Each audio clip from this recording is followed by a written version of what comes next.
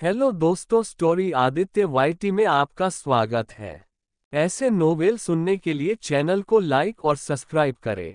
शुरू करते हैं एक नोवेल, मेरे बेदर्द पिया, पार्ट 17, चैप्टर 181, पैरों का इस्तेमाल बेवकूफ। इतना कह चित्रांग जैसे ही बैग की ओर देखता है तो शॉक्ड हो जाता है और अपनी शॉक्ड आवाज में कहता है, सिस्टर कहाँ चली गई? अभी तो यही थी।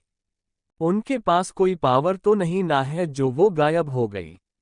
फिर वैदिक को याद करते हुए, ये जलाद आदमी भी तो अकेले ही गए हैं। तभी वो फिर से कहता है, सिस्टर कहाँ जा सकती होंगी? कहते हुए उसकी नज़र बाथरूम के 3 डोर पर जाती है। बंद डोर देखकर चित्रांग कहता है, ओह कहीं सिस्टर बाथरूम के अंदर तो नहीं ना गई है? 2 मिनट इंतजार कर लेता हूँ, तब तक वो आ जाएंगी। इतना कह वो बहुत ध्यान से कमरे को देखने लगता है और देखते हुए ही कहता है, ये जल्लाद जीजा का रूम बदला बदला सा लग रहा। फिर बेड को देखकर ये भी पहले वहां था, अब यहाँ है। चित्रांग ऐसे ही पूरे रूम का मुआयना करता है, उसके बाद खुद से कहता है, ओह ऐसा है क्या? जल्लाद जीजा ने अपना रूम सिस्टर ने जैसा कहा था वैसा करवा लिया, तभी तो ये पहले से और भी अच्छा लग रहा है। रूम के बाहर सिया रूम में से निकलकर एक लंबी सांस लेती है, उसके बाद अपने पेट पर हाथ रखकर अपने पेट में पल रहे बच्चों से कहती है, सुना आप लोगों ने आपके पापा और मामा किस तरह से लड़ रहे थे अंदर? फिर सिया मुंह बना के कहती है, जिसमें वो बहुत ही प्यारी लग रही थी। चित्रा भी बदल गए, पहले वो हमारी बात तुरंत सुन लिया करते थे और वैसा ही करते थे, लेकिन वो जब से यहाँ आए हैं हमारी बात नहीं सुन रहे हैं और अपने मन का ही कर रहे हैं। अब हम उनसे बात नहीं करेंगे। इतना कह वो घूर कर दरवाजे को देखती है और अपना कदम आगे बढ़ा देती है। सिया कुछ कदम चल के सीढ़ियों के पास आती है और रुककर एक नज़र लिफ्ट को वहां से देखती है। फिर खुद से कहती है, हमें तुम्हारी कोई जरूरत नहीं है, हम अपने पैरों का इस्तेमाल अभी भी कर सकते हैं और हमारे अंदर बहुत ताकत है। कमजोरों को तुम्हारी जरूरत पड़ती है, मेरे जैसे ताकतवर लड़की को नहीं। तभी उसके पीछे से आवाज आती है, क्या सच में? वैदिक जो सिया के निकलते ही रूम में से निकल गया था, वो रूम से जैसे ही बाहर आता है तो उसे सिया इस ओर आते हुए दिखाई देती है, जिसे देखकर वैदिक जल्दी से अपने कदमों को बढ़ाकर सिया के पीछे आ जाता है। तभी उसके कानों में सिया की ये बातें पड़ती हैं, जिसे सुनकर वो पूछ लेता है, लेकिन उसके पीछे होने का एहसास सिया को नहीं हो पाता है। सिया भी उसकी बात सुनकर बुरा सा मुंह बना लेती है, जिसमें वो बहुत क्यूट और फनी लग रही थी, और उसी एक्सप्रेशन के साथ हाँ में अपना सर हिला देती है, जैसे कह रही हो, हाँ सच में। उसकी बात सुनकर वैदिक सिया को ऊपर से नीचे बहुत ध्यान से देखते हुए मन में कहता है, जब जान के जैसे सूखे लोग ताकतवर होते हैं तो हम जैसे लोगों को क्या कहा जाएगा? इतना कह वो सिया को घूर कर मन ही मन कहता है, जान इतनी मासूमियत अच्छी नहीं है, या फिर तुम पूरी की पूरी बेवकूफ हो। सिया ने अभी तक गौर नहीं किया था कि कोई उसके पीछे खड़ा है और उससे सवाल कर चुका है, और अनजाने में ही उसने जवाब भी दे दिया। वो अभी भी इस बात से अनजान थी, या फिर कह सकते हैं कि वो खुद में ही खोई हुई थी, उसे इस बात का ध्यान ही नहीं था। उसके बाद सिया उतरने के लिए जैसे ही अपना पहला कदम सीढ़ियों पर रखने को होती है, वैसे ही वैदिक तुरंत सिया को अपनी बाहों में उठा लेता है। अचानक से किसी को खुद को उठाते हुए देखकर सिया सहम सी जाती है और डर से उसकी हल्की सी चीख भी निकल जाती है। आह कौन है? कहते हुए वो गिरने के डर से कसकर अपनी आंखें बंद करते हुए उस इंसान को पकड़ लेती है, जिसने उसे अचानक से अपनी बाहों में उठा लिया था। सिया जल्दी से अपने एक हाथ को वैदिक के गले में और दूसरे हाथ से उसके कालर को पकड़ लेती है। कुछ देर बाद सिया को जब लगता है वो नीचे नहीं गिरी, उसका शरीर हवा में झूल रहा है, तो वो झट से अपनी आंखें खोल देती है। आंखें खोलते ही उसकी समुद्र जैसी नीली आंखें वैदिक की हेजल ग्रीन आंखों से मिलती है। कुछ देर के लिए तो सिया उसकी आंखों में देखती रहती है, तभी उसे ध्यान आता है कि वो किस तरह से अभी वैदिक के बाहों में झूल रही है। ये याद आते ही उसका चेहरा गुस्से से भर जाता है और वो अपनी गुस्से भरी आवाज में वैदिक से सवाल करते हुए कहती है, आपको किसने कहा कि आप हमें इस तरह से उठा सकते हैं? सिया का सवाल सुनकर वैदिक उसे देखते हुए कहता है, जान तुम्हें क्या लगता है मैं किसी के कहने पर कुछ करता हूं जो अब करूंगा? और वैसे भी मैं अपनी बीवी को जब चाहे तब अपनी बाहों में उठा सकता हूं और उसके लिए मुझे किसी की परमिशन की जरूरत नहीं है और ना ही मुझे कोई रोक सकता है। इतना कह वैदिक अपना कदम तुरंत अपने रूम की ओर बढ़ा देता है। सिया उसका जवाब सुनकर कुछ नहीं कहती है क्योंकि वो अच्छे से जानती थी कि अब वैदिक उससे तब तक नहीं उतरेगा जब तक वो खुद नहीं चाहेगा। चैप्टर 182 सिया का वैदिक को बाइट करना।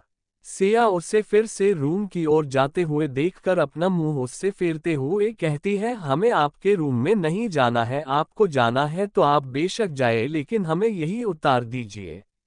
सिया की बात सुनकर वैदिक उसे इस तरह से देखता है जैसे सिया से पूछ रहा है क्या तुम्हें सच में वहां नहीं जाना है, जिसे सिया भी समझ जाती है और वो तुरंत अपना सर हाँ में हिला देती है जैसे कह रही हो हाँ मुझे सच में नहीं जाना है, जिसे वैदिक भी समझ जाता है और वो अपने रूम के गेट के पास पहुंचकर एक नज़र डोर को देखकर अपने कदम आगे की ओर बढ़ा देता है, जिसे देखकर सिया तुरंत कहती है आप हमें कहाँ ले जा रहे हैं? उसकी बातों का वैदिक कोई जवाब नहीं देता है कि वो कहाँ जा रहा है। अपने सवालों को इग्नोर होते हुए देखकर सिया को बहुत तेज गुस्सा आता है।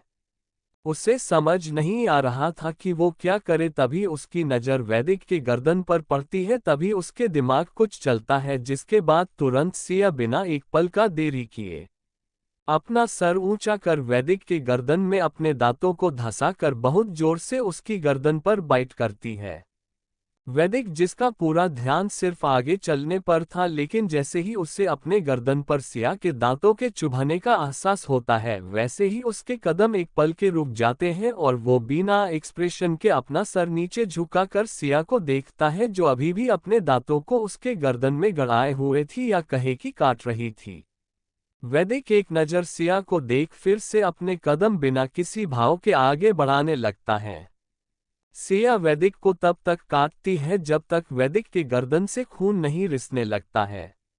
सिया को जब अपने होठों पर कुछ लिक्विड का एहसास होता है तो वो उससे दूर हो जाती है और उस जगह को देखती है।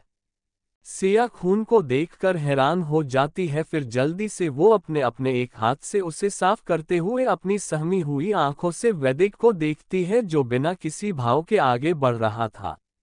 सिया को ऐसा लगने लगता है कि अब वैदिक उसे कोई न कोई सजा जरूर देगा इसके लिए, और इसी डर से वो अंदर से थोड़ा घबराने लगती है। सिया ने गुस्से में उसे गर्दन पर बाइट तो कर दिया था, लेकिन अब उसे इस बात के लिए पछतावा भी हो रहा था और डर भी लग रहा था। सिया अपने बाइट किए हुए जगह पर धीरे धीरे फूंकने लगती है।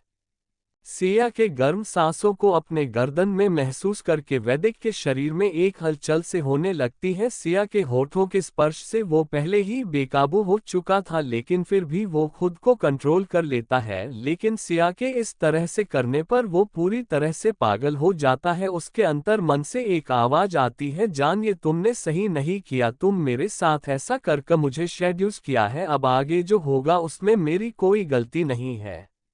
उसके बाद वैदिक अपनी चलने की स्पीड बढ़ा देता है और जल्द ही सिया को अपने साथ स्टडी रूम में लेके जाता है और उसके बाद वो अपने पैरों से डोर को बंद कर देता है। डोर की आवाज सुनकर सिया रुक जाती है और वो अपनी सर उठा के उस कमरे को देखती है। स्टडी रूम को देखकर सिया कहती है, वैदिक जी हमें यहाँ क्यों लाए हैं?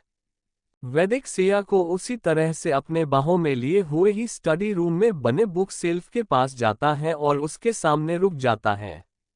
सिया उससे बुक शेल्फ के पास रुकते ही कंफ्यूज हो जाती है। वो जैसे ही कुछ कहती उसके पहले ही वैदिक अपनी कशिश भरी आवाज में उससे कहता है, जान न शब्द पर जोर देते हुए एक बुक की ओर इशारा करते हुए इस बुक को घूमना। तो उसकी बात सुनकर सिया वैसा ही करती है। सिया जैसे ही उस बुक को घुमाती है वैसे ही वो बुक शेल्फ दो हिस्से में बट जाती है किसी डोर की तरह, और ये सच भी था। वो बुक शेल्फ बस नाम की थी, रियल में वो एक डोर था और उसके अंदर एक हिडन रूम था या फिर वैदिक का प्राइवेट रूम था जिसमें आज तक उसके अलावा किसी ने कदम नहीं रखा था। जिसे देखकर सिया हैरान हो जाती है। वैदिक सिया को लेके उस रूम में चला जाता है। उसके जाते ही बुक सेल्फ पहले के जैसे हो जाता है। सिया तो अभी भी बेख्याली से देखे जा रही थी कि ये अभी अभी क्या हुआ था और वो उसी में गुम थी। वैदिक सिया को अपने तेज कदमों से लेके उस रूम के किंग साइज बेड पर लेके जाता है और आराम से लेटा देता है। वैदिक के लेटाते सिया अपने होश में आती है और धीरे से अपनी है ये आप हमें सिया के इसके आगे के शब्द उसके गले में ही रह जाते हैं, क्योंकि वैदिक सिया को लेटा कर बिना देर किए खुद को उसके ऊपर झुकाकर सिया के गुलाबी मुलायम से होठों पर अपने होठ रख देता है। उसके बाद वैदिक सिया के होठों को बहुत ही प्यार से चूमने लगता है। वैदिक को किस करते हुए देखकर सिया को फिर से एक झटका लगता है और वो तुरंत अपना सर हिलाने लगती है, जिसे देखकर वैदिक के होठों को छोड़ देता है लेकिन दूर नहीं होता है और उसी तरह से अपने चेहरे को सिया के कान के पास लेके जाता है और धीरे से फुसफुसाता है, जिसे सुनकर सिया की आंखें बड़ी बड़ी हो जाती है। चैप्टर 183 सजा। मेरा जहां जहां मन होगा मैं वहां वहां पर किस करूंगा। जान, मैं तुम्हें बस यहाँ लेके आ रहा था लेकिन तुमने ही मुझे खुद को किस करने के लिए उस्काया, वरना मेरा कोई इरादा नहीं था। और आखिरी बात, जब तुमने मुझे किस किया तो मैंने तुम्हें रोका या तुम्हें डिस्टर्ब किया? जो तुम मुझे कर रही हो, तुम्हारा जब तक मन किया तब तुमने मुझे बाइट किया और जब तक मन नहीं भरा तब तक किया। तो अब मेरी बारी है, मैं भी तुम्हें तब तक किसे करूंगा जब तक मेरा मन नहीं भरेगा। अगर तुमने मुझे रोकने की कोशिश की तो। इतना कह वैदिक सिया के ईयर लॉब को अपने होठों से चूमते हुए और अपने एक हाथ को सिया के गर्दन से धीरे धीरे नीचे की ओर बढ़ाते हुए आगे कहता है, मैं किस से भी बहुत कुछ ज्यादा कर सकता हूं और जान, तुम मुझे रोक नहीं पाओगी।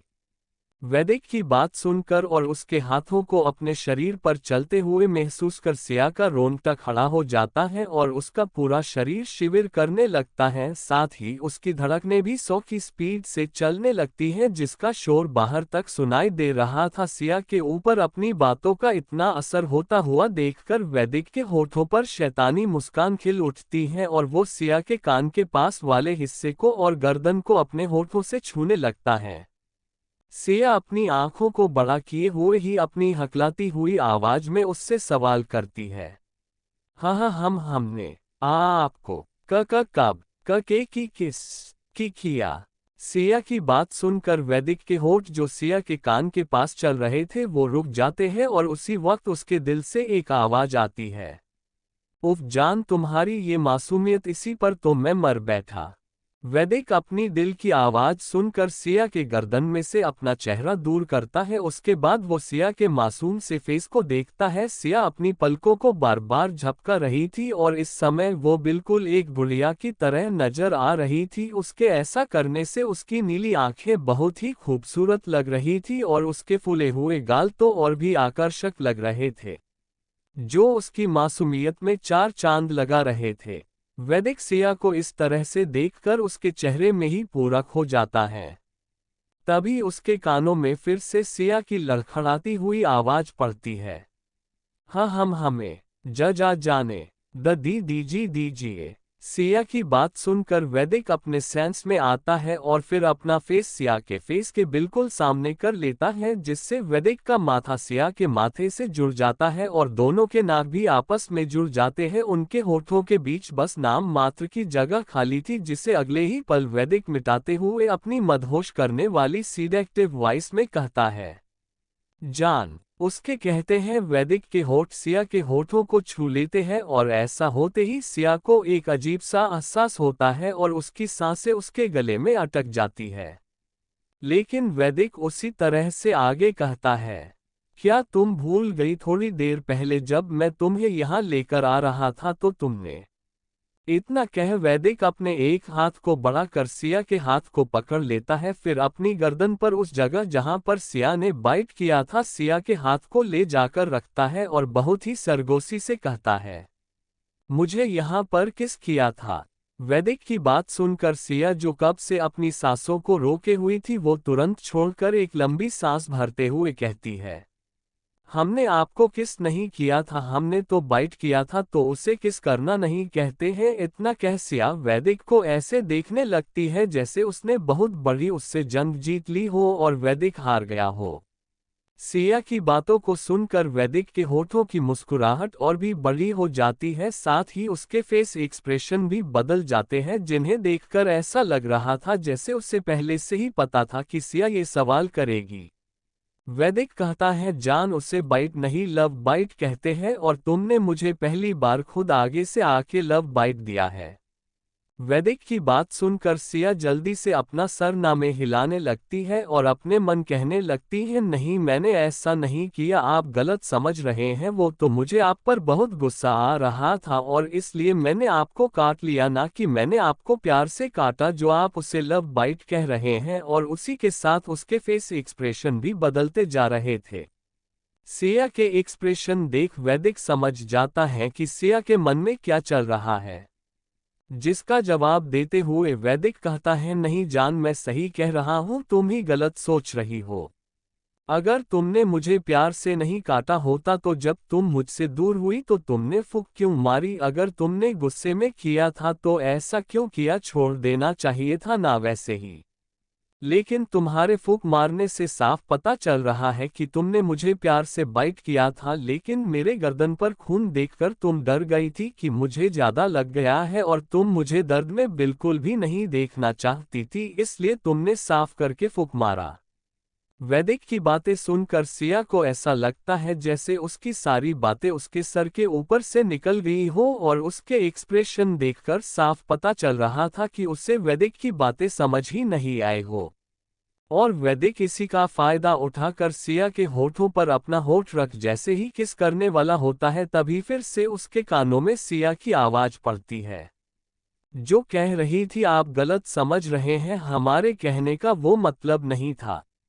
सिया इससे आगे कुछ कह पाती उसके पहले ही वैदिक बोल पड़ता है, जान इसका मतलब तुमने मेरा फायदा उठाया है, क्योंकि तुम अपने सामने एक हैंडसम और चार्मिंग लड़के को देखकर खुद को कंट्रोल नहीं कर पाए और फिर उसके गर्दन में बाइट कर लिया, और तब तक किया जब तक तुम सेटिस्फाइड नहीं हो गई, और इसे देखकर साफ पता चल रहा था कि तुमने मेरा फायदा उठाया है। और जो लोग मेरा फायदा उठाते हैं मैं उन्हें कैसे पनिश करता हूं ये तो जान तुम बहुत अच्छे से जानती हो। इतना कह वो चुप हो जाता है। वैदिक की फायदा और पनिशमेंट वाली बात सुनकर सिया का माइंड पूरा ब्लैंक हो जाता है, उसे समझ ही नहीं आता है कि वो क्या जवाब दे। उसे वैदिक की सजा से बहुत डर लगता था और खास करके उसके थप्पड़ से, जिसे याद कर सिया का पूरा शरीर कांप जाता है। और तभी सिया के दिमाग में कुछ आता है जिसे सोचकर वो इस बात से खुश हो जाती है कि वो अब वैदिक के पनिशमेंट से बहुत ही आसानी से बच सकती है। उसके बाद सिया बहुत ही मासूमियत के साथ वैदिक से कहती है, देखिए हमने आपका कोई फायदा नहीं उठाया है, अगर आपको ऐसा लगता है तो आप भी मेरी गर्दन पर बाइट करके मेरा फायदा उठा सकते हैं, मैं आपको उसके लिए कुछ भी नहीं बोलूंगी। इतना कह सिया अपनी आंखें डर से कसकर बंद कर लेती हैं कि वैदिक अब उसके गर्दन पर वैसे ही कटेगा जैसे उसने काटा था और वो इस दर्द को बर्दाश्त कर लेगी। सिया की बात सुन और उसकी बंद आंखों को देखकर वैदिक मुस्कुराते हुए सिया के कान के पास अपने होठों को ले जाते हुए कहता है, जान क्या तुम सच में चाहती हो मैं तुम्हें बाइट करूं जैसे तुमने मुझे किया था? वैदिक की बात सुनकर सिया जल्दी से अपना सर हाँ में हिलाते हुए कहती है, आप काट सकते हैं, हम तैयार हैं। लेकिन जान मेरा जहां जहां मन होगा मैं वहां वहां पर किस करूंगा, अगर तुम्हें उसमें कोई परेशानी है तो तुम अभी बता दो, अगर बाद में तुमने मुझे रोका तो मैं नहीं रुकूंगा। सिया का वैदिक की बातों को बिल्कुल भी ध्यान से नहीं सुनती है कि उसने क्या कहा है, वो तो बस उस दर्द के बारे में सोचने में खोई हुई थी, जब वैदिक उसे बाइट करेगा तो कितना दर्द होगा, और इसी के चलते वो तुरंत कहती हैं, आपको जो करना है कीजिए, हम आपको नहीं रोकेंगे। सिया का जवाब सुनकर वैदिक डेविल स्माइल करते हुए एक बार फिर से कहता है, जान एक बार और सोच लो। वैदिक का सवाल सुनकर सिया तुरंत जवाब देते हुए कहती है, हमने सोच लिया है और अब हम अपना फैसला नहीं बदलेंगे। सिया का जवाब सुनते ही वैदिक इस बार बिना एक पल की देरी किए सिया के मुलायम होठों को अपने होठों की गिरफ्त में लेकर बेतहाशा चूमने लगता है। चैप्टर 184 ऐसी वैसी हालत पार्थ के फोन का वॉलपेपर। वैदिक का रूम। चित्रांग अभी तक वैदिक के रूम में ही मौजूद था और सिया का वेट कर रहा था कि सिया अभी वॉशरूम से निकलेगी।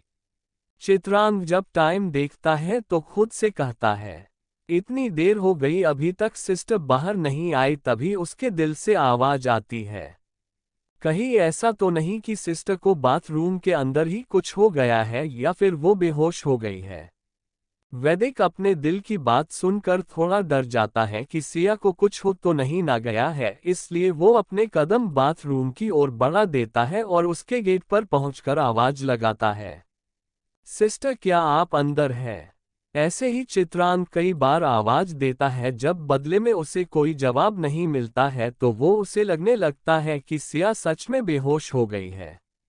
चित्रांग डोर ओपन करने वाला है लेकिन तभी ये सोचकर रुक जाता है कि अगर सिस्टर ऐसी वैसी हालत में हुई तो वो क्या करेगा। फिर वो वहां से जाते हुए कहता है, मैं जल्दी से किसी को लेके आता हूं और उसे ही अंदर भेजता हूं। इतना कह वो वैदिक के रूम में से निकल जाता है अपने साथ किसी को लाने के लिए।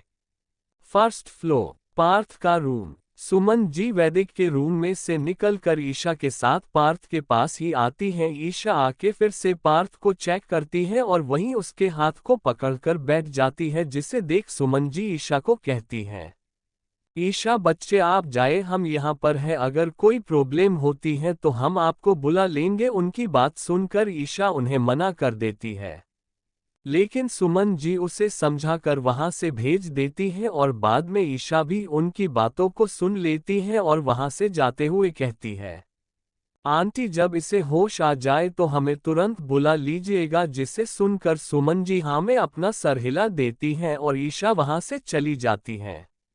उसके बाद सुमन जी बेड के सिरहाने से लगकर पार्थ के बेड पर बैठी हुई तब से उसके सर में बहुत ही प्यार से अपने हाथों को फेर रही थी। पार्थ की पलकें धीरे धीरे हिलने लगती हैं, जिसे देखकर सुमन जी गौर से उसके फेस को देखने लगती है। कुछ देर बाद पार्थ अपनी आंखें खोलता है तो उसकी नज़र सीधा सुमन जी की नज़रों से मिलती है और सुमन जी के चेहरे को देखते ही उसके होठों पर मुस्कान आ जाती है, जिसे वो जल्द ही छुपा लेता है बिना सुमन जी के नज़रों में आए। उसके बाद वो अपनी आंखें बंद कर लेता है। आंखें बंद करते ही उसके आंखों के सामने सब कुछ एक सीन की तरह चलने लगता है। लेकिन थोड़ी देर बाद पार्थ फिर से आंखें खोलता है तो सुमन जी उसे अभी भी बहुत गौर से देख रही थी। सुमन जी उसे जगा हुआ देखकर उससे अपनी फिक्र भरी आवाज में सवाल करती हैं, पार्थ अब आपको कैसा लग रहा है, कहीं दर्द तो नहीं ना हो रहा है? सुमन जी की फिक्र भरी आवाज सुनकर पार्थ धीरे से कहता है, नहीं मॉम। उसका जवाब सुनकर सुमन जी झुककर उसके माथे पर किस कर लेती है, जिसे महसूस कर पार्थ अपनी आंखें बंद कर लेता है और उनके दूर होते ही खोल भी लेता है। तभी उसके कानों में सुमन जी की आवाज पड़ती है जो कह रही थी, पार्थ हमें माफ कर दीजिएगा, हमने आपकी मॉम से आपका कंपेयर किया, हम वैसा करना नहीं चाहते थे लेकिन हमें सिया के बारे में सुनकर बहुत गुस्सा आ गया था और इसलिए हमने वो बोल दिया और उसके लिए हम आपसे माफी मांगते हैं, हो सके तो हमें माफ कर दीजिएगा। सुमन जी की बात सुनकर पार्थ जल्दी से कहता है, मॉम आपको माफी मांगने की कोई जरूरत नहीं, मुझे पता है आपने जानबूझकर नहीं कहा और उसके लिए आपको माफी मांगने की कोई जरूरत नहीं है, हमें आपकी बातों का बुरा नहीं लगा। अगर आपने जानबूझकर भी कहा होता तो भी आपको हमसे माफी मांगने की जरूरत नहीं है। पार्थ की बात सुनकर सुमन जी की आंखों से आंसू बह जाते हैं, जिन्हें वो तुरंत साफ करते हुए कहती हैं, लेकिन आप ये मत सोचिएगा, हम उस बात को भूल जाएंगे जो आपने सिया के साथ किया और उन पर हाथ उठाया, उसके लिए हम आपको माफ नहीं करेंगे। सुमन जी की इस बात को सुनकर पार्थ इस बार कुछ नहीं कहता है और वो अपना सर उठाकर धीरे से सुमन जी की गोद में रखकर उनकी कमर को अपने दोनों हाथों से पकड़ लेता है और फिर बहुत ही धीमे से कहता है, मॉम मैं बस कुछ देर ऐसे ही आपके गोद में सिर रखकर रहना चाहता हूँ। उसकी बात सुनकर सुमन जी धीरे से हाँ कहती है और फिर वो प्यार से उसके बालों में अपने हाथ को फेरते हुए मन में कहती है, पार्थ आप इतने बड़े हो गए हैं लेकिन आज भी जब आप दुखी होते हैं या परेशान होते हैं तो आप हमारे पास आके बिना कुछ कहे हमारे गोद में सिर रखकर लेट जाते हैं, लेकिन बताते कभी नहीं है कि आपको हुआ क्या है। लेकिन हम भी आपकी मॉम है, आपको देखकर सब समझ जाते हैं।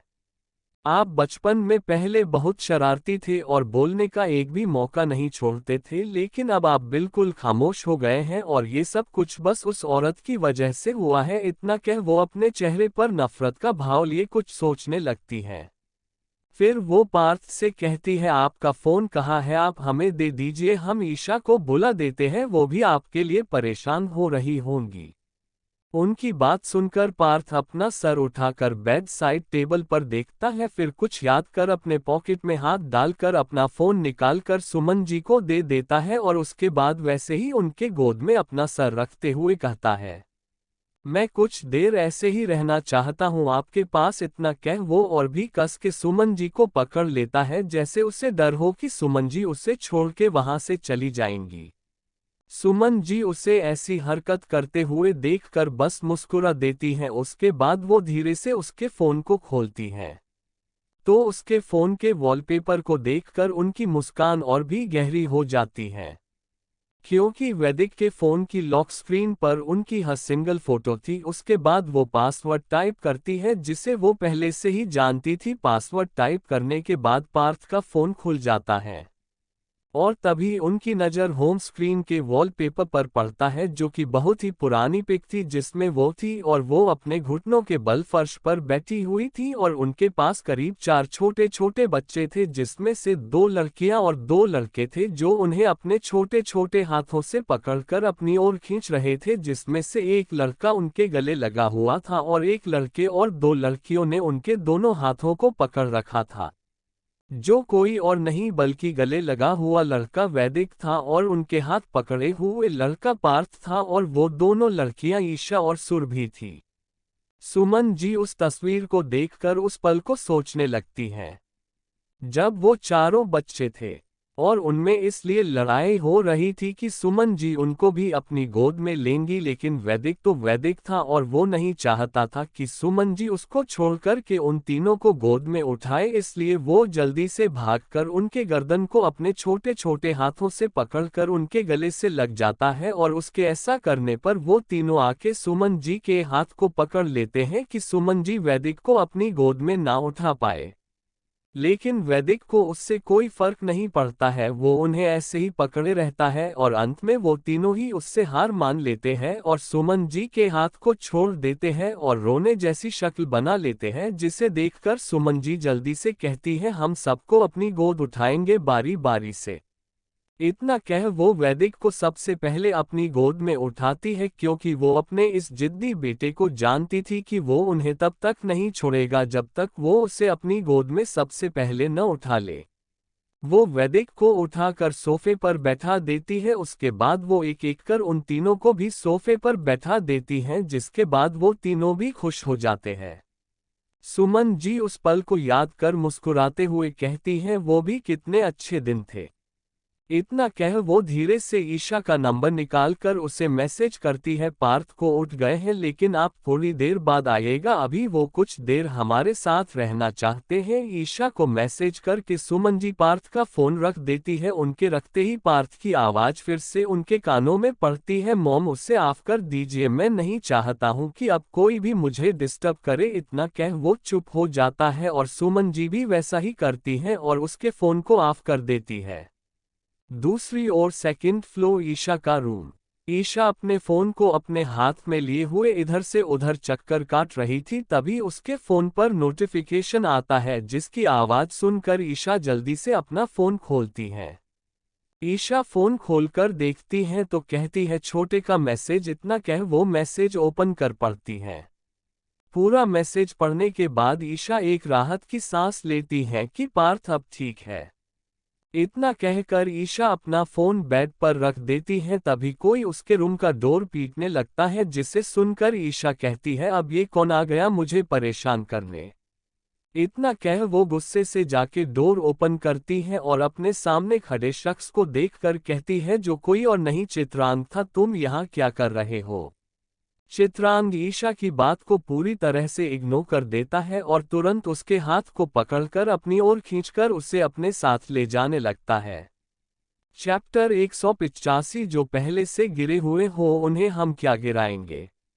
वैदिक का रूम। ईशा अपने हाथों को चित्रांग से छुड़ाते हुए गुस्से में कहती है, यहाँ क्यों लेके आए हो मुझे। ईशा की बात सुनकर चित्रांग बिना इमोशन के कहता है, वो सिस्टर को कुछ हो गया है। तुम चेक करो जल्दी से और बताओ उन्हें क्या हुआ है। सिया को कुछ हुआ है। ये सुनकर ईशा भी थोड़ी घबरा जाती है और मन में कहती है, अभी तो कुछ देर पहले मैं गई थी तो सिया बिल्कुल ठीक थी। इतना कह ईशा बेड की ओर देखती है तो सिया उसे नहीं दिखती है और बेड उसे खाली नजर आता है, जिसे देखकर ईशा चिढ़ते हुए कहती है, कहाँ है सिया, यहाँ तो हम दोनों के अलावा कोई भी नहीं है। ईशा की बात सुनकर चित्रांग बाथरूम की ओर इशारा करते हुए ईशा को बताता है कि सिया को अंदर गए हुए बहुत समय हो गया, लेकिन वो अभी तक बाहर नहीं आई है। चित्रांग की बात सुनकर ईशा भी कुछ अनहोनी के डर से सहम जाती है और जल्दी से बाथरूम के गेट के पास जाके सिया को आवाज देती है, सिया क्या तुम अंदर हो। लेकिन अंदर से कोई आवाज नहीं आती। वैसे भी आवाज आने के लिए कोई होना भी तो चाहिए। Winking face. सिया को जवाब न देने पर ईशा फिर से सिया को आवाज देते हुए कहती है, सिया क्या तुम अंदर हो, अगर हो तो बताओ मुझे, नहीं तो मैं अंदर आ रही हूँ। लेकिन इस बार भी सिया का कोई जवाब नहीं आता है। लेकिन चित्रांग की आवाज जरूर आती है, जो गुस्से से ईशा से कहता है, अगर उन्होंने रिप्लाई किया होता तो मैं तुम्हें बुलाने नहीं जाता, मैं उनका थोड़ी देर और इंतजार कर लेता। मैं इसलिए तुम्हें लेके आया हूं कि तुम।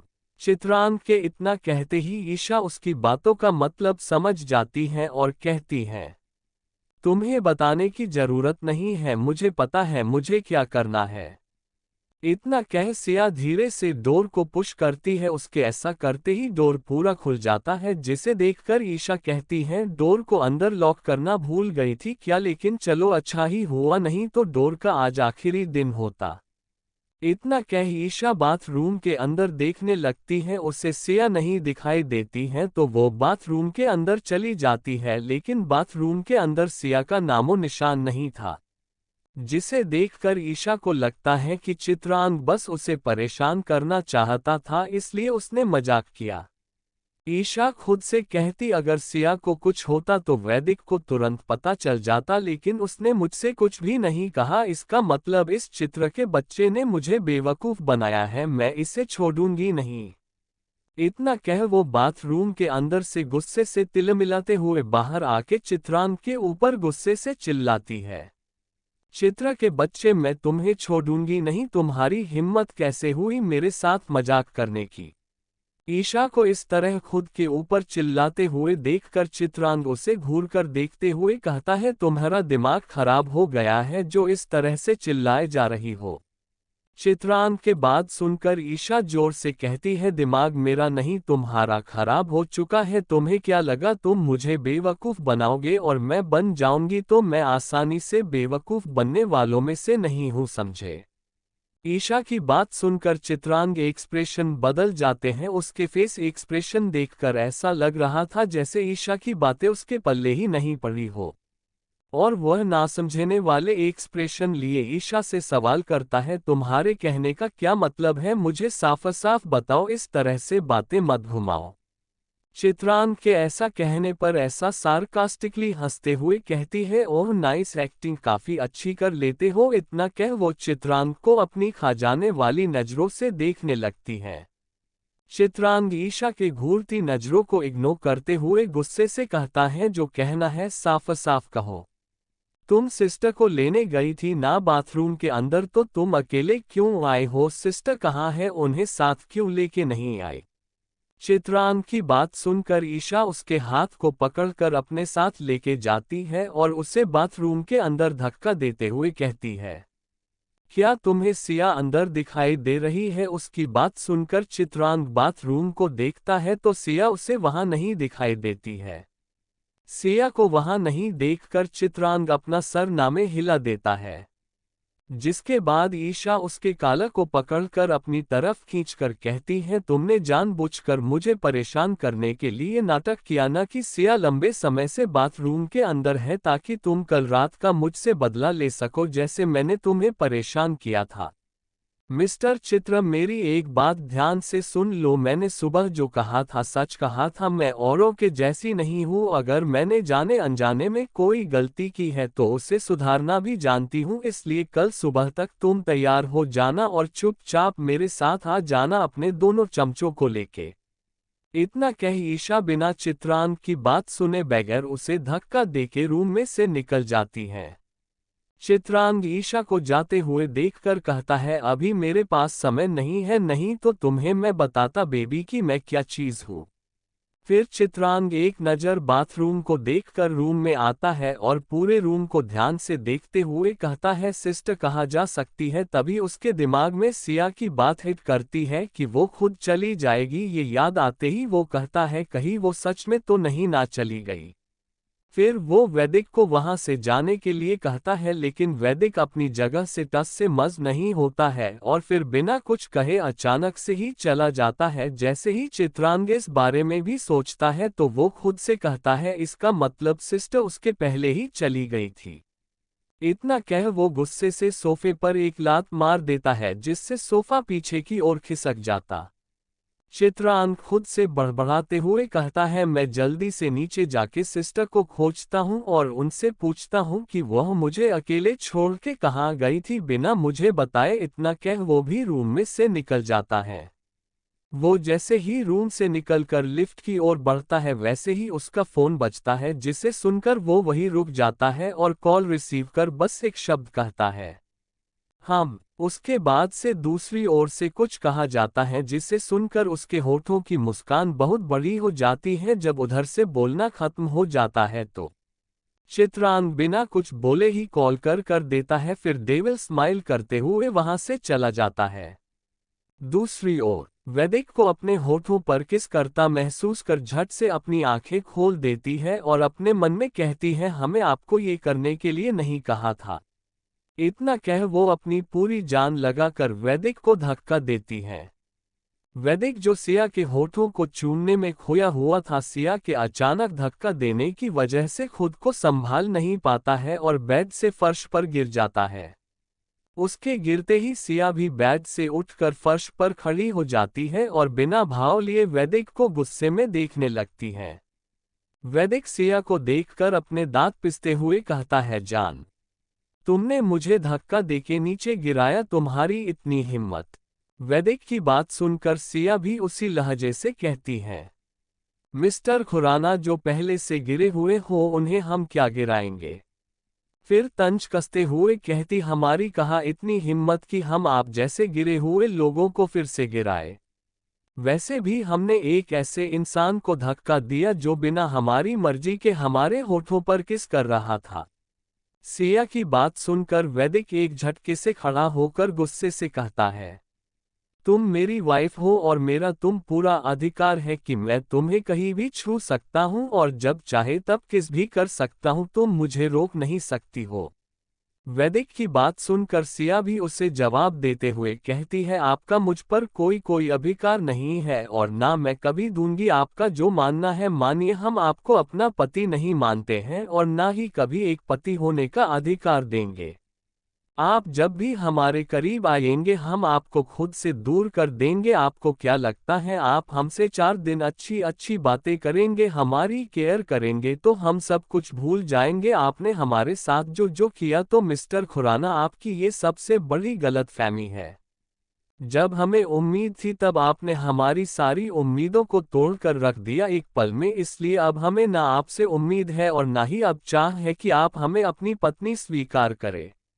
इसलिए ना आप ये जो झूठा दिखावा कर रहे हैं ना कुछ दिनों से उसे बंद कर दीजिए, क्योंकि हमें फर्क नहीं पड़ता है।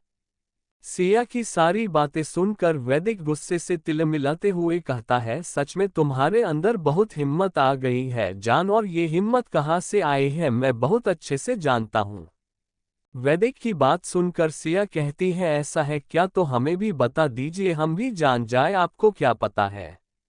जिस पे वैदिक कहता है, ये सब कुछ उस लड़के के वजह से हो रहा है, मैं उसे जान से मार दूं। वैदिक ने अभी इतना ही कहा था, उससे आगे बोल पाता या अपने शब्द पूरा कर पाता कि तभी सिया उसे खींचकर एक थप्पड़ जड़ देती है, जिसकी आवाज पूरे रूम में गूंज पड़ती है, जिससे वैदिक का सर एक ओर झुक जाता है और वैदिक की हेजल ग्रीन आंखें गुस्से से लाल हो जाती है और वो अपने लाल आंखों से सिया को देखता है, जो बिना किसी भाव या डर के उसे गुस्से से देख रही थी। सिया उसे खुद की ओर देखते हुए देखकर कहती है, मिस्टर खुराना, आप चित्र को हाथ लगाने से पहले इस थप्पड़ को याद कर लीजिएगा। आपने हमारे साथ जो किया हमने बर्दाश्त कर लिया, लेकिन हमारे भाई के साथ आप कुछ करें ये हम बिल्कुल भी बर्दाश्त नहीं करेंगे। आपकी भलाई इसी में है, आप उससे दूर रहिए और उसका नाम अपनी जुबान पर मत लाएगा आइंदा से कभी भी, वरना इसका अंजाम बहुत बुरा होगा। चैप्टर 186 वैदिक के प्राइवेट विला में लगी आग। सिया की तस्वीरें। सिया की बातों का वैदिक कोई जवाब दे पाता उसके पहले ही उसका फोन बजने लगता है, जो उसके गुस्से को और भड़काने का काम करता है। वैदिक गुस्से में अपने पेंट के पॉकेट से फोन निकालकर कॉलर आईडी देखता है, लेकिन कॉल करने वाले का नाम देखकर वो तुरंत फोन उठा लेता है और अपने कान से लगा लेता है।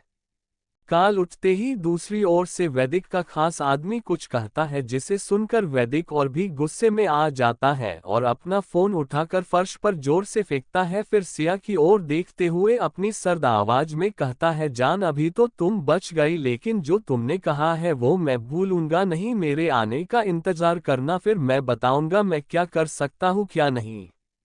इतना कह वैदिक तेज कदमों से चलते हुए उस हिडन रूम में से निकल जाता है। वैदिक रूम में से निकलकर बहुत ही गुस्से के साथ पार्किंग में आता है और अपनी कार का गेट खोलकर खुद ड्राइविंग सीट पर बैठ जाता है और वहां से जाने लगता है। ओजस, जो वैदिक से कुछ कहने के लिए मेंशन के अंदर जा रहा था, उसे गुस्से से जाते हुए देखकर वो भी उसके पीछे आता है और एक कार में बैठकर बॉडीगार्ड्स को वैदिक के पीछे चलने के लिए कहता है। कुछ ही पलों में वैदिक की कार के पीछे 5 से 6 बॉडीगार्ड से भरी कारें उसे फॉलो करने लगती है। वैदिक गुस्से से ड्राइव करते हुए थोड़ी देर पहले कॉल पर हुई बात को सोचता है कि उस आदमी ने उससे क्या कहा था। बॉस, हम कब से पार्थ सर को कॉल कर रहे थे, लेकिन उनका फोन ऑफ जा रहा था। बात बहुत ही इम्पोर्टेंट थी, इसलिए मैंने आपको कॉल किया। दरअसल बॉस, प्राइवेट विला पर किसी ने चॉपर से हमला किया है। पूरा विला में आग लग गई है और ये आग इतनी तेजी से फैल रही है कि लगता है कुछ ही पलों है पूरे विला को जलाकर राख कर देगी। मैंने फायर ब्रिगेड वालों को बुला दिया है, वो भी आते होंगे, प्लीज आप भी जल्दी से आ जाए। वैदिक जैसी ये सारी बातें याद करता है, उसका गुस्सा और भी बढ़ जाता है और वो गुस्से से चीखते हुए कहता है, मैं थोड़ा खामोश क्या हुआ, लोगों की हिम्मत बढ़ती ही जा रही है। पहले फ्रॉम हाउस, फिर होटल, अब विला। फ्रॉम हाउस और होटल तक तो ठीक था, लेकिन मेरे विला के साथ छेड़खानी उसे नहीं करनी चाहिए थी। इतना कह वो अपनी कार की स्पीड और तेज कर देता है। दूसरी ओर खुराना मेंशन के हिडन रूम में वैदिक के जाने के बाद सिया कुछ देर तक उस रूम में ही बेड पर बैठी हुई आज ब्रेकफास्ट से लेके अभी तक जो जो हुआ था उस बारे में सोच रही थी, जिसे याद कर उसके आंखों में आंसू आ जाते और वो उन्हें साफ करते हुए कहती है, चित्रा को हमारे बारे में ये सब कुछ कैसे पता चला, हमने तो उन्हें कभी बताया ही नहीं, और उन्हें हमारे और वैदिक जी के रिश्ते के बारे में भी सब कुछ पता है, जबकि हम जितनी भी बार उनसे मिले हैं उन्हें कभी भी ऐसा कुछ भी नहीं बताया जिससे ये लगे हमारे और हमारे पति के बीच का रिश्ता अच्छा नहीं है, और वो भी वैदिक से लड़ने के लिए तैयार रहते हैं। लेकिन जो भी हो, चित्र को वैदिक से दूर ही रखना पड़ेगा। कहने के लिए अभी हमने कह दिया और फ्लो में वैदिक जी को धमकी भी दे दिया, लेकिन ये भी हम बहुत अच्छे से जानते हैं, अगर वो कुछ करने पर उतारू हुए तो वो कर देंगे और हम क्या, कोई भी कुछ नहीं कर पाएगा। अगर चित्र उनके सामने आएंगे ही नहीं तो उन लोगों की बहस भी नहीं होगी और सब ठीक हो जाएगा। फिर अपने पेट पर हाथ रखकर कुछ ही दिनों में हमारी डिलीवरी भी हो जाएगी। उसके बाद मैं और मेरे दोनों बच्चे हम तीनों ही साथ रहेंगे, हम तीनों की भी एक फैमिली होगी। इतना कह सिया अपनी जगह से उठ जाती है और वो जिस ओर से आई थी और वैदिक गया था वहां आके खड़ी हो जाती है, लेकिन उसे समझ ही नहीं आ रहा था कि ये डोर ओपन कैसे होगा, क्योंकि उसमें ऐसा कोई साइन नहीं दिख रहा था जिससे पता चले कि ये यहाँ से खुलेगा। लेकिन सिया ध्यान नहीं देती है कि डोर के राइट साइड एक फिंगरप्रिंट स्कैनर लगा हुआ था, जिस पर फिंगर लगाने से वो डोर ओपन हो जाता है और वैदिक ने भी अपनी फिंगर लगाई थी, जिसके बाद डोर ओपन हुआ था और वो बाहर स्टडी रूम में चला गया था।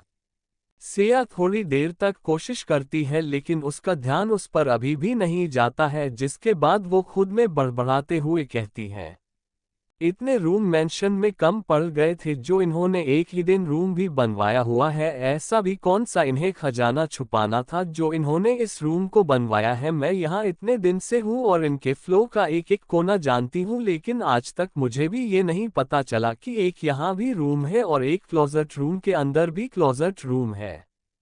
क्या इन दोनों के अलावा भी कुछ है? इतना कहकर सिया पूरे रूम को गौर से देखने लगती है। ये रूम भी वैदिक के ही रूम की तरह था, लेकिन ये बस थोड़ा सा छोटा था। यहाँ भी हर एक चीज सलीके से रखी गई थी और बेड के सिरहाने वाली दीवार पर वैदिक की कई सारी फोटो लगी हुई थी। वो किसी फोटो में बहुत ही कूल तो किसी में एरोगेंट लग रहा था और 2-3 फोटो में उसे अवार्ड दिया जा रहा था जो वो बिना भाव के ले रहा था। उसके चेहरे को देखकर कोई बात ही नहीं सकता था कि वो इसे पाके खुश है या नहीं। उसके बाद सिया राइट साइड दीवार पर देखती तो वहां पर भी एक बहुत बड़ी सी तस्वीर थी जिसमें सभी लोग खड़े, और ये तस्वीर वैदिक की शादी की तस्वीर थी जिसमें वो दोनों सबसे आगे खड़े थे और बाकी परिवार वाले उन दोनों के पीछे। उस तस्वीर में भी वैदिक के चेहरे पर कोई भाव नहीं था। उस तस्वीर को देखकर सिया कहती है, हर लड़की की जिंदगी शादी के बाद बदल जाती है, ये तो हमने सुना था, लेकिन हम यही राधिका करेंगे कि किसी भी लड़की की जिंदगी शादी के बाद हमारी जैसी न हो। इतना कह वो सामने की दीवार पर देखती है तो उसकी आंखें हैरानी से बड़ी बड़ी हो जाती है और उससे मुंह भी शौक से थोड़ा सा खुल जाता है।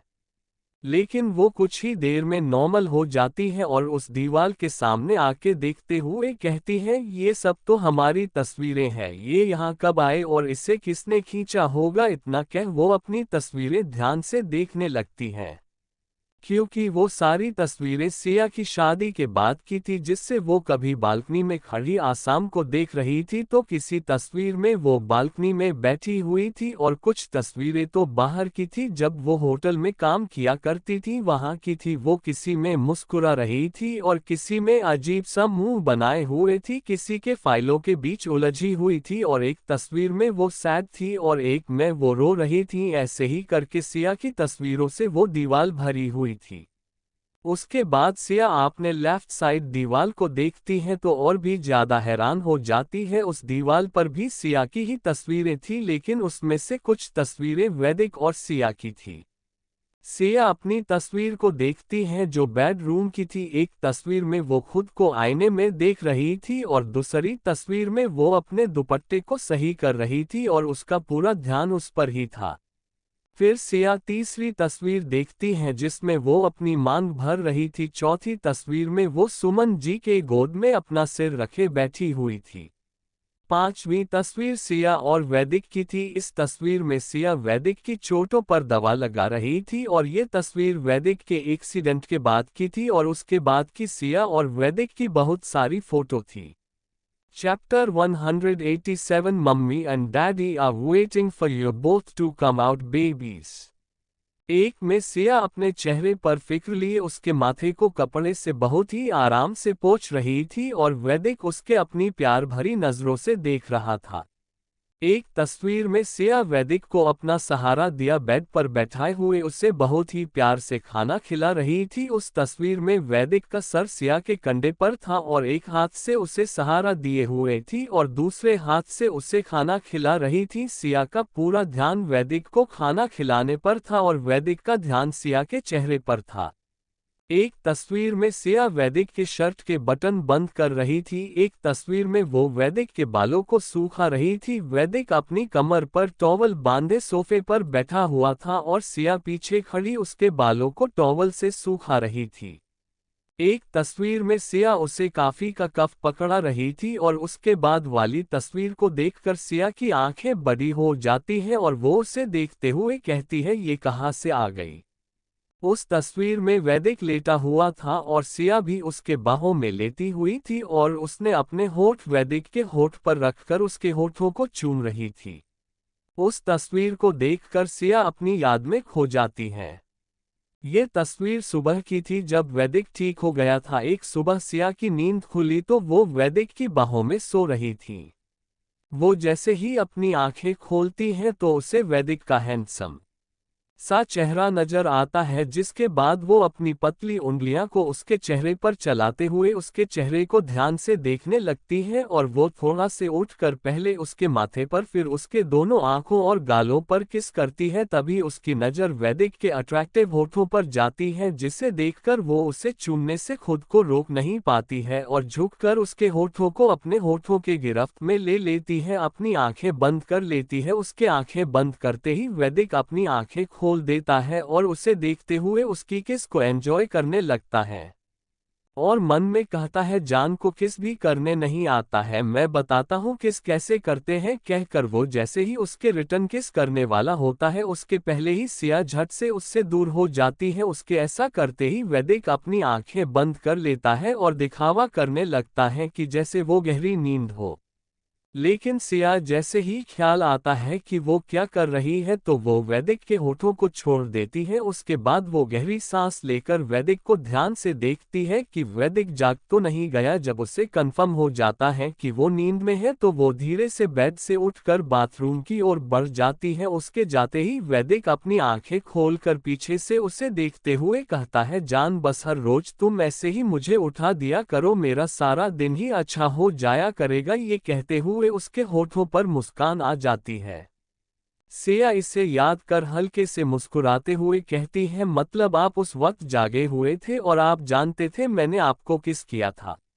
इतना कह सिया और भी तस्वीरें देखने लगती है जो कि बहुत ही रोमांटिक थी। देखने से लग रहा था क्योंकि एक तस्वीर में वैदिक सिया के माथे पर किस कर रहा था, एक में वो उसे अपने बाहों में लिए हुए सोए हुए था। एक तस्वीर में सिया वैदिक के सीने पर सर रखे सोए हुए थी। एक तस्वीर में वैदिक सिया के होठों पर किस कर रहा था और वो दोनों ही खड़े थे। एक तस्वीर में सिया सोई हुई थी और वैदिक प्यार से उसके चेहरे को देख रहा था।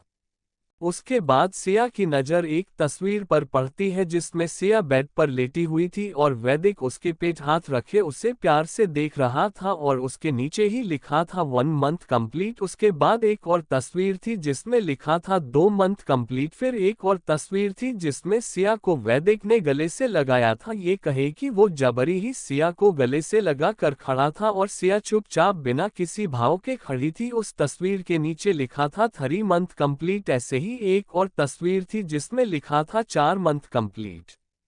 फिर उसके बाद एक और तस्वीर थी जिसमें सिया ड्रेसिंग के सामने अपने हल्के से निकले हुए पेट पर हाथ रखे हुए खड़ी थी, उस पर लिखा था 5 मंथ कंप्लीट।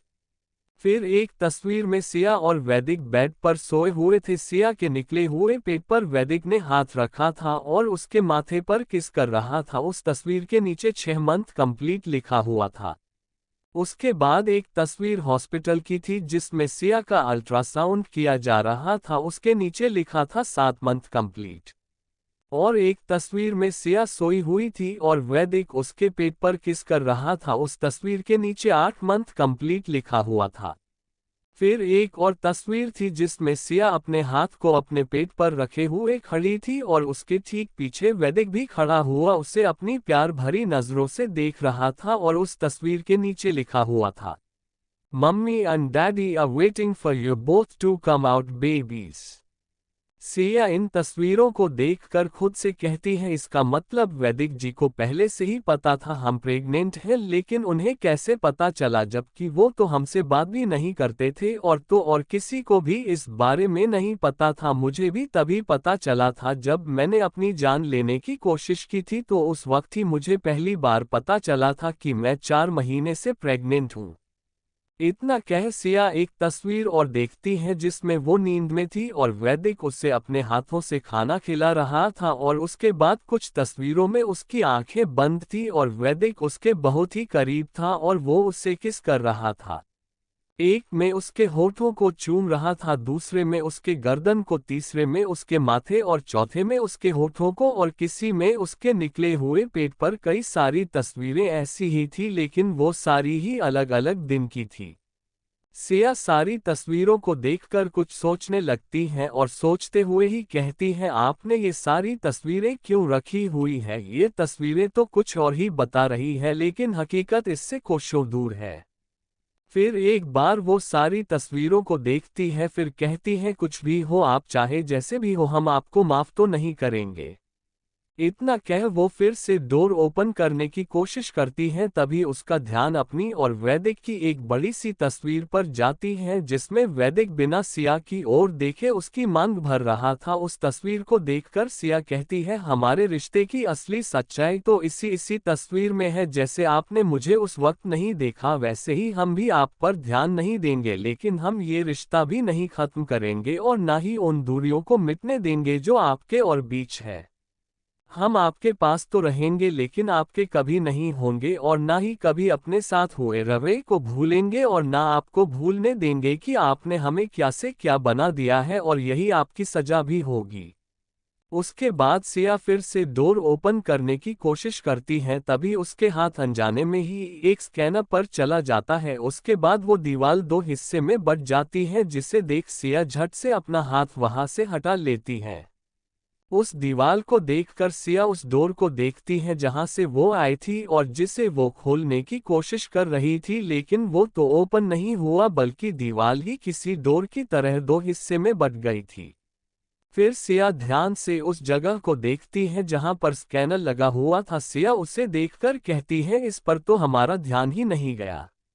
इतना कह वो फिर से वहां पर अपने हाथ को रखती है। उसके ऐसा करते ही वो दीवार फिर से पहले की तरह हो जाती है और उस पे लगी तस्वीरें भी वैसी ही रहती है। सिया फिर से अपने हाथ वहां रखती है और उसके खुलते ही सिया उसके अंदर जाते हुए कहती है, क्या इसके अंदर भी कोई रूम है? एक बार चल के देखती हूँ, थोड़ा मुझे भी तो पता चले वैदिक जी ने और क्या क्या छुपा के रखा है। इतना कह वो अपनी आंखों में चमक लिए उसके अंदर चली जाती है। उसके जाते ही वो दीवार पहले जैसी हो जाती है, जिसे देखकर कोई कह ही नहीं सकता था कि सिया अभी अभी यहीं से अंदर आए है। चैप्टर 188 साड़ी की चोरी। सिया कहीं चली गई। सिया जब हिडन रूम में से निकलकर दूसरे रूम में आती है तो वो ये देखकर हैरान हो जाती है, क्योंकि सिया इस रूम में आ चुकी थी और ये वही क्लोजेट रूम है जिसमें वैदिक उसे लेके आया था, और इसके अंदर बस सिया की ही चीजें थी। सिया बहुत ही गौर से वहां मौजूद सारी चीजों को देखती है, तभी उसकी नजर एक कपड़े के ऊपर जाके ठहर जाती है, जिसे देखकर वो खुद से कहती है, तो वही साड़ी है जो माँ हमें देने आई थी लेकिन हमने उनसे नहीं लिया था, तो फिर ये साड़ी यहाँ कैसे आ गई? कहते हुए सिया उसकी ओर बढ़कर उस साड़ी को अपने हाथों में लेके देखने लगती है। फ्लैशबैक।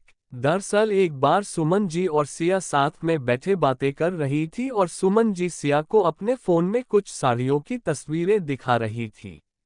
तभी उनमें से एक साड़ी को देखकर सिया कहती है, माँ ये साड़ी बहुत खूबसूरत है, आप इसे ही अपने लिए ले लीजिए और जब हमारी सैलरी आ जाएगी तो हम भी बिल्कुल ऐसे ही अपने लिए मंगाएंगे साड़ी, क्योंकि ये हमें बहुत पसंद आई है और काफ़ी खूबसूरत भी है। इतना कह सिया उस साड़ी को अपनी आंखों में चमक लिए देखती है और कुछ देर ऐसे ही बातें करने के बाद वो उनके पास से उठ के चली जाती है।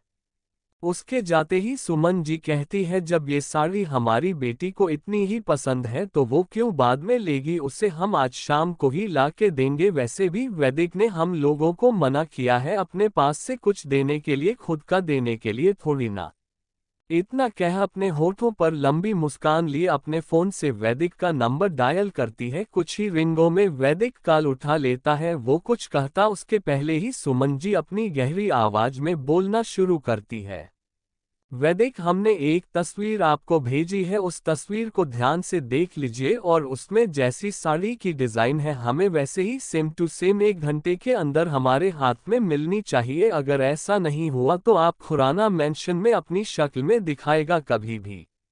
इतना कह वो उधर से बिना कुछ सुने ही कॉल कट कर देती।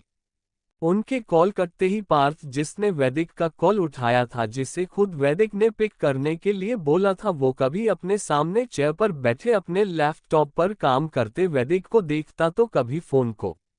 पार्थ को चुप देखकर वैदिक उसी तरह से कहता है, क्या कहा उन्होंने? वैदिक की बात सुनकर पार्थ होश में आता है और सुमन जी ने जैसा कहा था एक एक बात वैदिक को बता देता है और ये भी कहता है कि अगर टाइम के अंदर नहीं पहुंचा तो आपको खुराना मेंशन में कभी भी आने की जरूरत नहीं है।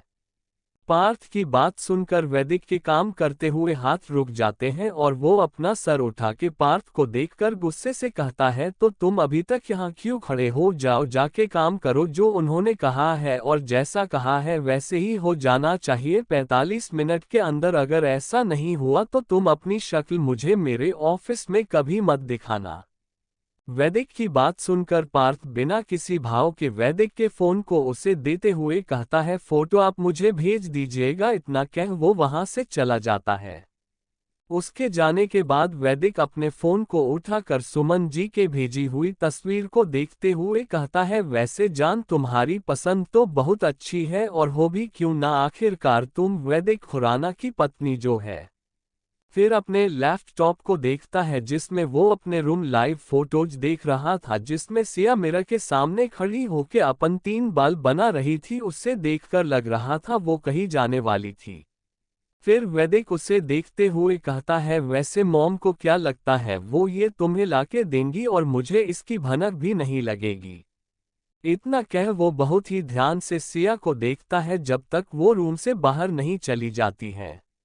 जैसा कि सुमन जी ने कहा था, ठीक उनके दिया 3 गए समय से पहले ही वो साड़ी सुमन जी के हाथ में थी, जिसे देखकर वो बहुत खुश हो जाती है। शाम का समय सुमन जी सबसे छिपते छिपाते वो साड़ी लेके सिया के पास पहुंचती है और उसे देते हुए कहती है, ये लीजिए हम आपके लिए लाए हैं, आपको बहुत पसंद आई थी ना। उनकी बात सुनकर सिया उसे देखती तो ये वही साड़ी थी जिसे उसने लेने के लिए कहा था। सिया उसे देखकर कहती है, माँ आप इसे लेते जाए, हम इसे नहीं लेंगे। सिया की बात सुनकर सुमन जी कहती है, आप चिंता मत कीजिए, किसी को भी नहीं पता चलेगा कि ये हमने आपको दी है। फिर मन में अगर वैदिक ने देख भी लिया तो हम कह देंगे जाके पता करो ना कौन लाया है और किसने पैसा दिया है, उसके बाद वो कुछ बोल ही नहीं पाएंगे। उनकी बात सुनकर सिया उन्हें फिर से मना कर देती है कि वो इसे नहीं लेगी। सुमन जी बहुत कोशिश करती है लेकिन सिया उनकी एक बात भी नहीं सुनती है और ना ही वो साड़ी लेती है। जिसे देखकर सुमन जी गुस्से से वहां से वो साड़ी वही बेड पर रखकर चली जाती है। जिसे देखकर सिया धीरे से उस साड़ी को अपने हाथ में लेती है और वो भी उनके पीछे चली जाती है और उन्हें अपनी कसम देती है कि प्लीज वो इसे ले ले नहीं। सिया की कसम सुन के सुमन जी वो साड़ी लेके गुस्से से घूरते हुए कहती हैं, आप हमसे बात मत कीजिए। इतना कह वो अपने रूम में जाके गुस्से से डोर बंद कर देती है। वैदिक के ये पता चल गया था कि सिया ने साड़ी नहीं लिया है। पहले तो उसे बुरा लगता है लेकिन अपने फेस पर आने नहीं देता है और वो चुपके से जाके उस साड़ी को सुमन जी के रूम में से निकाल लेता है। उसे लगता है उसे ये करते हुए किसी ने नहीं देखा है, लेकिन उसे चुपके से बेड पर से साड़ी उठाते हुए बाथरूम के गेट पर खड़े रघुवेंद्र जी देख लेते हैं कि वैदिक कैसे साड़ी की चोरी कर रहा है। वैदिक रघुवेंद्र जी को नहीं देख पाता है और वो वहां से चला जाता है। उसे जाते हुए देखकर रघुवेंद्र जी कहते हैं, बीबी को कुछ देना भी नहीं चाहता है और उसकी पसंद की साड़ी भी चुराता है। इतना कह वो भी मुस्कुराने लगते हैं। वैदिक उस साड़ी को लेके आकर उस क्लोजेट रूम में रखते हुए कहता है, एक दिन जरूर ऐसा आएगा जब जान खुद तुम इसे पहनोगी और वो जल्दी ही आएगा। फ्लैशबैक एंड सिया कहती है, वैसे भी मुझे क्या करना है, चाहे जहां से यहां पर आई हूं। इतना कह वो फिर से एक बार उस रूम को देखकर कहती है, चलो कम से कम अब हम इस रूम में तो जा ही सकते हैं क्योंकि यहां से हमें पता है कैसे रूम में जाना है। खुद से कह वो चल देती है। वहीं हाल में चित्रांग को सिया को जब हर जगह देख लेती है, उसे सिया कहीं भी नजर नहीं आती है, तो वो सुमन जी से कहता है कि सिया कहीं चली गई है और वो मेंशन में कहीं भी नहीं दिखाई दे रही है, जिसे सुनकर सुमन जी भी सिया को खोजने में लग जाती है और उन्हें भी सिया कहीं नजर नहीं आती है और धीरे धीरे सभी लोग सिया को खोजने लगते हैं चित्रांग की गलतफहमी की वजह से।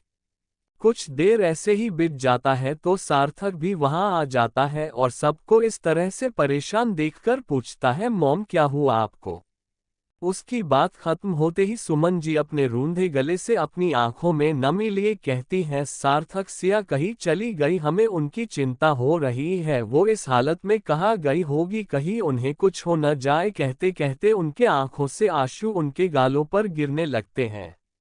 अपने मॉम की बात सुनकर सार्थक जल्दी से कहता है, आप लोगों ने वैदिक के रूम में देखा, क्या पता वो वही हो, वो वहां से कहा जा सकती है, पहले आप बताएं आपको किसने कहा था कि सिया चली गई है? सुमन जी कहती हैं, चित्रांग ने बताया, उसे सिया कहीं नहीं मिल रही है, वो उनके रूम से ही आ रहे हैं। उनकी बात सुनकर सार्थक चित्रांग को देखकर उससे कहता है कि वो पहले उससे पूरी बात बताए विस्तार से। चैप्टर 189 आवाज नहीं निकल रही है। सार्थक के कहने पर चित्रांग एक एक बात बताना शुरू करता है कि कैसे वो और वैदिक बहस कर रहे थे, तभी सिया ने कहा वो वहां से चली जाएगी। उसके बाद अचानक से वैदिक चला गया, फिर उसने बेड पर देखा तो उसे सिया नहीं दिखाई दी। उसे लगा सिया बाथरूम में होगी, जब बहुत देर हो गई तो वो बाहर नहीं, तो मुझे लगा जाके देखना चाहिए कहीं उन्हें कुछ हुआ तो नहीं, इसलिए मैं फिर वो ईशा के ओर जो सुमन जी के पीछे अपना सर झुकाए खड़ी थी, पहले उसे लगा था चित्रांग उसके साथ मजाक कर रहा है, लेकिन जब सुमन जी उसके कमरे में उससे पूछने गई थी कि क्या उसने सिया को देखा है कहीं पर, वो उन्हें मिल नहीं रही है, उन्होंने लगभग सारा मेंशन देख लिया। उनकी बात सुनकर ईशा खुद से कहती है, इसका मतलब चित्र सच कह रहा था। फिर वो जल्दी से सुमन जी से कहती है, भी मैंने भी देखा। उसकी बात सुनकर सुमन जी कहती हैं, ठीक है बेटा, एक बार आप फिर से सेकंड फ्लोर पर सिया को देखिए, मैं जाके फर्स्ट फ्लोर पर देखती हूँ। और ऐसे ही बारी बारी सब सिया को खोजने में जुट जाते हैं। ईशा की ओर इशारा करते हुए कहता है, इन्हें लेके गया था, लेकिन जब इन्होंने चेक किया तो उन्हें सिस्टर वहां भी नहीं मिली। फिर उसके बाद में उन्हें खोजते हुए हर तरफ देखने लगा। फिर मुझे लगा क्या पता सिस्टर आंटी के पास आए हो, क्योंकि वो इस घर में सिर्फ उनसे ही बात करती है। यही सोच के मैं उनके पास गया तो मुझे इनके साथ सिस्टर नहीं बल्कि पार्थ की ओर इशारा करते हुए, जो किसी को बार बार कॉल करने की कोशिश कर रहा था, ये दिखाई दिए। उसके बाद मैंने आंटी से पूछा कि क्या उन्होंने सिस्टर को देखा है, वो उसे कहीं दिखाई नहीं दे रही है। फिर उसके बाद से सभी लोग उन्हें खोज रहे हैं, लेकिन वो मेंशन में कहीं भी नहीं दिखाई दे रही थी। पार्थ जो वैदिक को कॉल कर रहा था ये बताने के लिए कि सिया नहीं मिल रही है, लेकिन उसका फोन ही ऑफ जा रहा था और वो इस बात का डर सता रहा था कि अगर सिया को कुछ हो गया तो वैदिक किसी को भी नहीं छोड़ेगा। सार्थक सारी बातें सुनकर कहता है, हम जहां तक सिया को जानते हैं वो कहीं भी नहीं जा सकती है। अगर उन्हें कभी एजेंट में भी जाना होता है तो वो मॉम से बिना पूछे या उन्हें बिना बताए कहीं भी नहीं जाती है, तो वो मेंशन में ही होंगी। फिर वो कुछ सोच कर कहता है, वैदिक के रूम में अच्छे से चेक किया था आप सब ने, अगर किया भी होगा तो कोई बात नहीं, सिया अगर कहीं गई भी होगी तो वो लौट के वैदिक के रूम में ही आएंगी, इसलिए आप लोग परेशान मत होइए। फिर वो सुमन जी की ओर देखकर, मॉम आप एक बार खुद जाके वैदिक के रूम में देखिए, इतना कह वो दिशा के पास जाके उसके हाथों को पकड़कर सख्त लहजे में कहता है, तुम्हें टेस्ट करने के लिए कहा गया था ना, तो तुम यहाँ क्या कर रही हो? इतना कह वो दिशा को अपने साथ लेके बढ़ जाता है और सभी को भी उनके रूम में जाने के लिए कहता है और सुमन जी को वैदिक के रूम में जाने का इशारा करता है। दिशा सार्थक के साथ जाते हुए उसे घूरते हुए गुस्से से एक सांस में बोलना शुरू करती है, यहाँ सिया नहीं मिल रही है और आपको देखकर ऐसा लग रहा है जैसे आपको इससे कोई फर्क ही नहीं पड़ रहा है, आप भी वैदिक के ही जैसे हैं, आपको भी उससे मतलब नहीं है। लेकिन पहली बार जब मॉम ने मिलवाया था तो कितने अच्छे से कहा था कि सिया मैं तुम्हारा भाई हूँ। ऐसे होते हैं भाई जो बस कहते हैं, ये नहीं कि सिया गायब है उसे खोजने में सबकी मदद करे, उल्टा सब को अपने अपने रूम में जाने के लिए बोलकर खुद भी जा रहे हैं। दिशा की बात सुनकर सार्थक कहता है, सिया कहीं नहीं गई है, वो अपने रूम में ही होगी। और आप इतना यकीन से कैसे कह सकते हैं? दिशा तुरंत कहती है। क्योंकि इतना कह सार्थक सोचने लगता है। जब वो अपने रूम में से निकल वैदिक से बात करने के लिए उसके स्टडी रूम की ओर जा रहा था, तभी उसने वैदिक को सिया को अपनी गोद में उठाए हुए व्यास रूम के अंदर जाते हुए देखा था, जिसके बाद वो उसके पास न जाके मेंशन से बाहर चला जाता है। और जब आता है तो सबकी बातें सुनकर वो समझ जाता है कि मामला क्या है, लेकिन इसलिए वो बहुत ही शांति से सबको जवाब देता है। सार्थक अपनी सोच में ही था कि तभी दिशा की आवाज उसके कानों में पड़ती है, जो कह रही थी, क्या हुआ आपको? अब आपकी भी आवाज नहीं निकल रही है? इतना कह वो फिर से सार्थक को एक सांस में सुनाना शुरू करती है। सार्थक दिशा को ही देख रहा था, जो चुप होने का नाम ही नहीं ले रही थी। और अब तक तो वो दोनों ही अपने रूम में आ गए थे, लेकिन दिशा अभी तक चुप नहीं हुई थी। वो सार्थक को लगातार बोले जा रही थी और उसका कंपेयर वैदिक से कर रही थी। जैसे वैदिक को सिया की फिक्र नहीं करता था, वैसे ही अब आपको भी सिया से फर्क नहीं पड़ता है।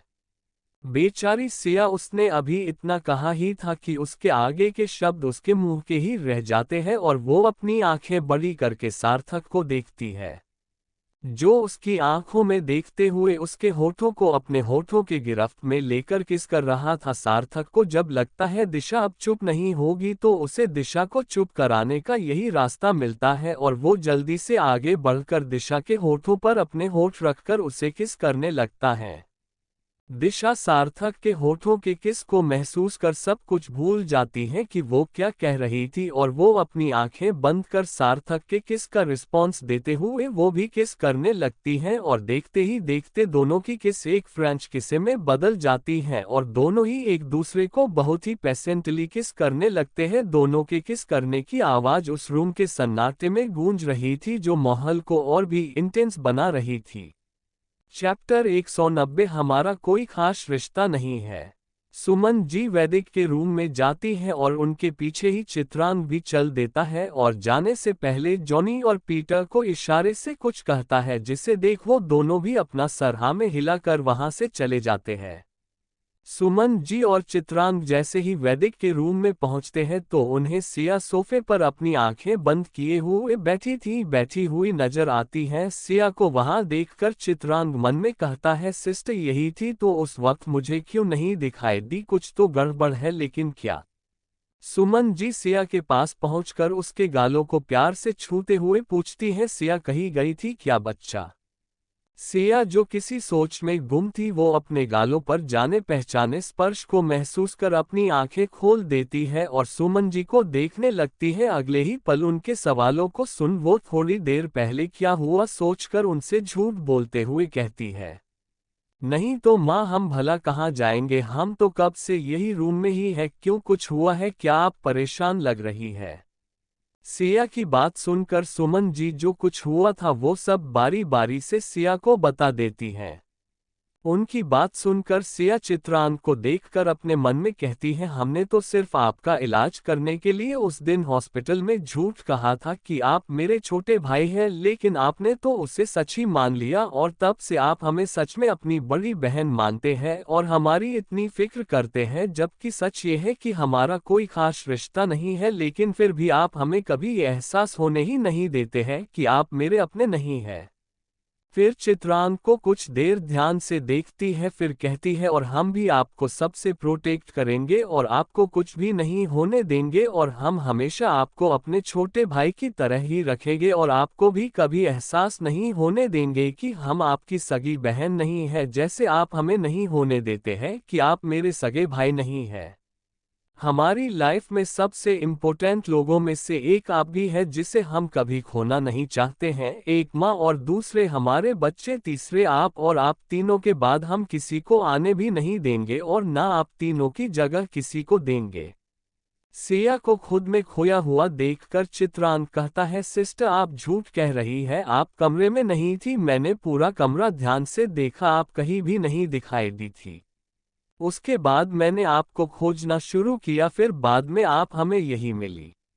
चित्रांग की बात सुनकर सिया हड़बड़ा जाती है लेकिन फिर बहुत ही आराम से कहती है, चित्रा हम भला कहाँ जाएंगे, हम यही थे रूम में ही। आप दोनों की बहस सुनकर हमारे सर में दर्द होने लगा था, इसलिए हम उठकर बालकनी में चले गए थे और वहीं पर हमारी आंख लग गई थी और हम सो गए और आपको गलतफहमी हो गई थी। और हमें यकीन है आपने बालकनी में नहीं देखा होगा, अगर वहां देखा होता तो आपको हमें खोजना ही नहीं पड़ता और ना ही आपको ये गलतफहमी होती कि हम गायब हैं। इतना कह वो मुस्कुरा देती है। सिया की बात सुनकर चित्रांग अपने मन में कहता है, मैं तो बालकनी में देखना तो भूल ही गया था। इतना कह वो भी जाके सिया के दूसरी ओर बैठ जाता है और उसके हाथ को पकड़कर खुद की घबराहट को शांत करने लगता है जो उसे कुछ देर पहले हो रही थी। सिया के न मिलने पर वो बता नहीं सकता था कि वो कितना डर गया था और उसके मन क्या क्या ख्याल आ चुके थे और कितना परेशान हो चुका था, लेकिन अब उसे सिया को देखकर तसल्ली हो गई थी कि वो ठीक है और उसे कुछ नहीं हुआ है और अब वो बता नहीं सकता था कि वो अंदर से कितना खुश है। सिया और चित्रांग को बैठे हुए देखकर सुमन जी मुस्कुरा देती है और कहती है, सिया बच्चा आप आराम कीजिए और हम आप दोनों के लिए कुछ खाने के लिए भेजते हैं, आपने बहुत देर से कुछ नहीं खाया है। उनकी बात सुनकर सिया कुछ भी नहीं कहती है और सुमन जी भी कुछ नहीं कहती और वहां से चली जाती है।